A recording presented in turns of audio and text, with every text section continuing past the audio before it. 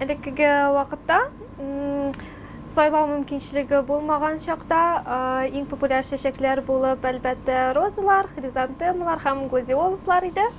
Хәзерге вакытта чәчәкләр безгә чит илләрдән бик күпләп киләләр, төрле сортларда, төрле төсләрдә, бик төрле исемләр.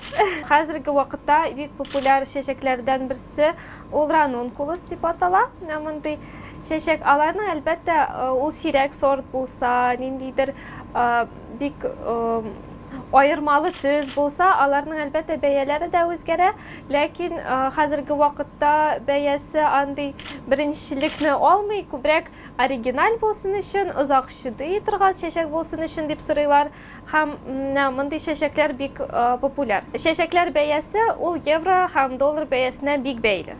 Чөнки бөтен аукцион чәчәкләр безгә Кениядан, Голландиядан, бөтен чит илләрдән дә килә.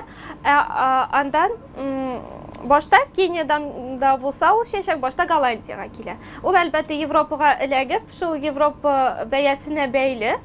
Һәм бөтен чәчәкләр аукционы шул илдән булгачтан, безгә дә ул шул евро курсына бәйләп килә. Колористика буенча карасак, кайбер төсләр төрле хисләр тудыра.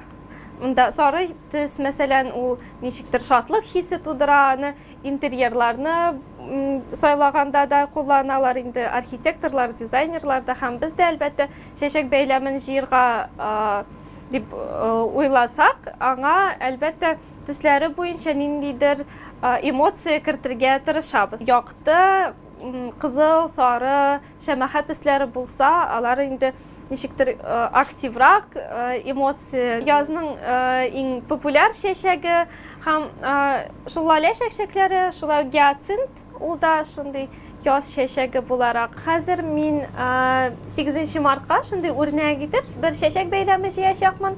Ул күбрәк шул яңа тенденцияларга якын һәм мин аларны барысында ничектер аңлатырга тырышырмын.